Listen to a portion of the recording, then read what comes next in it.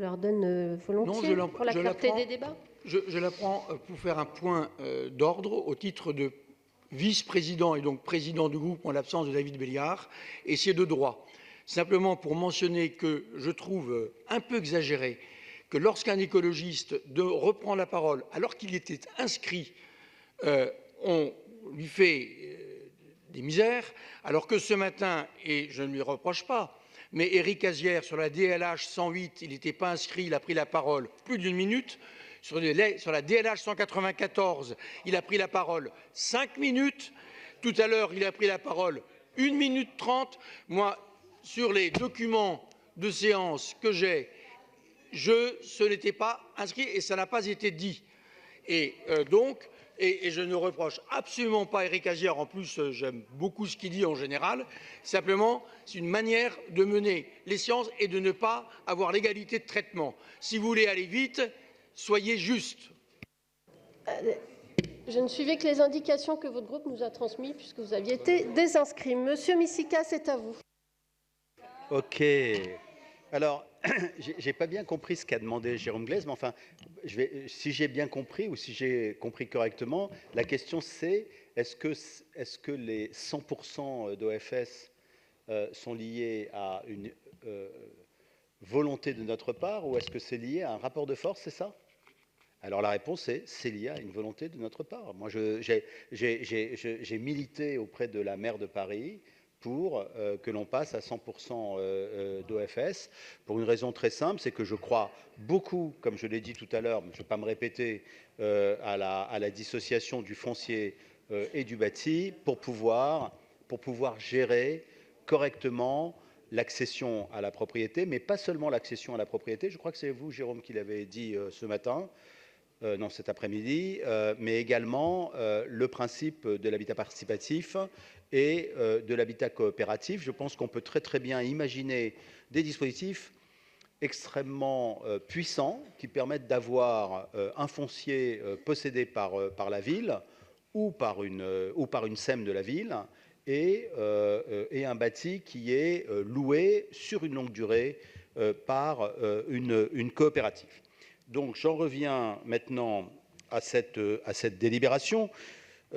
Pascal Julien l'a très justement dit, elle vient clôturer un très long travail de plusieurs années. Il y a eu récemment l'étude de De Villers en 2015, mais bien avant ça, la réflexion sur ce site a été menée. Et nous pouvons nous satisfaire qu'en 2020, nous allons enfin passer à une phase opérationnelle grâce à la création de la ZAC.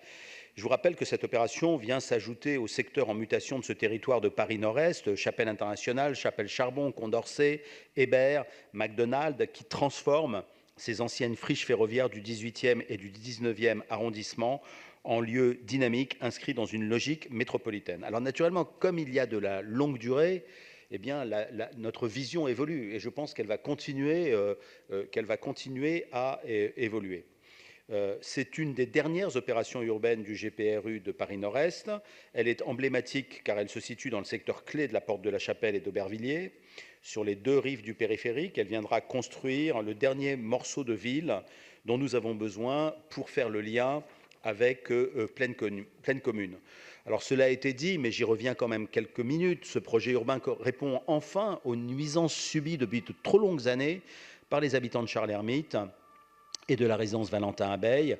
Le périphérique a, parce qu'il a été construit de façon brutale, provoqué un enclavement de ces cités au moment de sa construction, avec des cheminements absolument épouvantables pour les gens qui y habitent.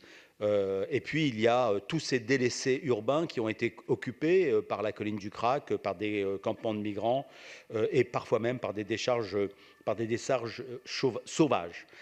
C'est donc un projet essentiel pour ce quartier. Il apportera des améliorations, il créera un cadre de vie animé et apaisé, il apportera l'urbanité nécessaire à la vie du quartier. Et je crois que les habitants attendent ce projet avec beaucoup d'impatience. Alors, j'entends bien les critiques qui sont faites en matière de végétalisation, mais nous avons fait des progrès importants, hein, nous avons avancé dans cette direction-là. Et je vous rappelle, avant de répondre aux différents vœux, les grands objectifs et le programme de la ZAC, l'interface urbaine entre Paris et la plaine Saint-Denis, mais aussi entre la porte de la Chapelle et celle d'Aubervilliers. Ce nouveau schéma cohérent viendra désenclaver la cité Charles-Hermite, mais transformer également les deux portes en places. Les pieds d'immeubles seront animés avec des équipements publics ou avec des commerces de proximité. Cette future ZAC, c'est aussi la volonté d'une mixité fonctionnelle avec un programme équilibré, parce que il faut des emplois, et si nous voulons avoir des emplois à cet endroit-là, il faut du bureau. Je l'ai déjà expliqué, on ne peut pas dire qu'il faut rééquilibrer l'emploi entre l'ouest et l'est de Paris et refuser toute création de bureaux à l'est de Paris. Et je voudrais aussi vous rappeler un chiffre sur la densité du projet. Nous passons d'une capacité initiale de 200 000 m² telle qu'elle avait été envisagée en 2015 à 150 000 m² aujourd'hui, soit 25% en moins à la suite des différentes étapes de la concertation.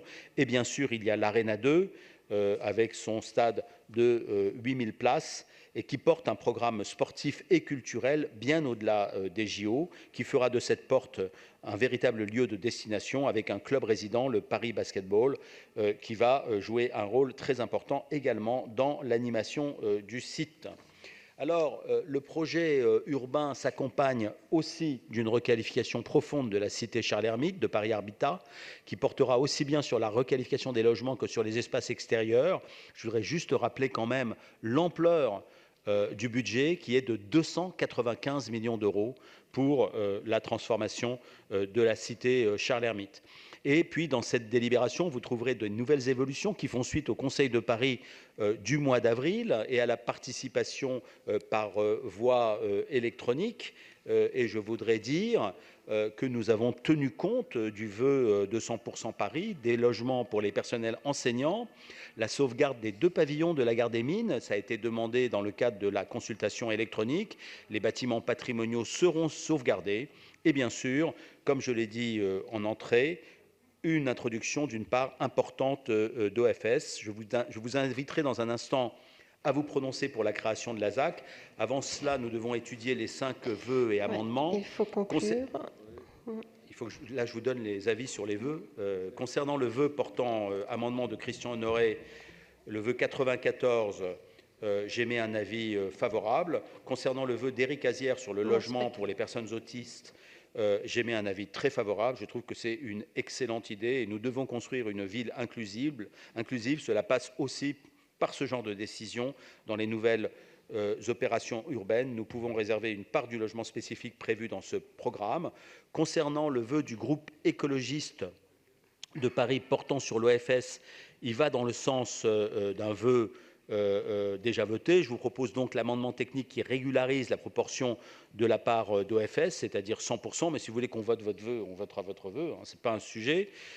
Concernant le vœu 95 relatif aux espaces verts, j'émets un avis favorable si et seulement si le vœu est amendé en mettant tendre vers les 10 m² d'espace vert et en supprimant la première proposition de votre vœu. Pour les arbres, nous mettons en place, comme il est indiqué dans l'étude d'impact, une politique de ERC, évitement, réduction, compensation. Nous pouvons nous engager à ce que le bilan soit largement positif. Concernant le vœu de Pascal Julien, le vœu 96, j'émets un avis défavorable relatif à la programmation bâtie. Je vous rappelle que nous avons déjà eu une étude d'impact sur le secteur. Je ne vois pas pourquoi nous devrions en lancer une nouvelle. Au regard de tous ces éléments, je vous propose d'approuver cette délibération qui vise la création de la ZAC. Je vous rappelle que cette étape est décisive pour passer à la phase opérationnelle. Je vous remercie.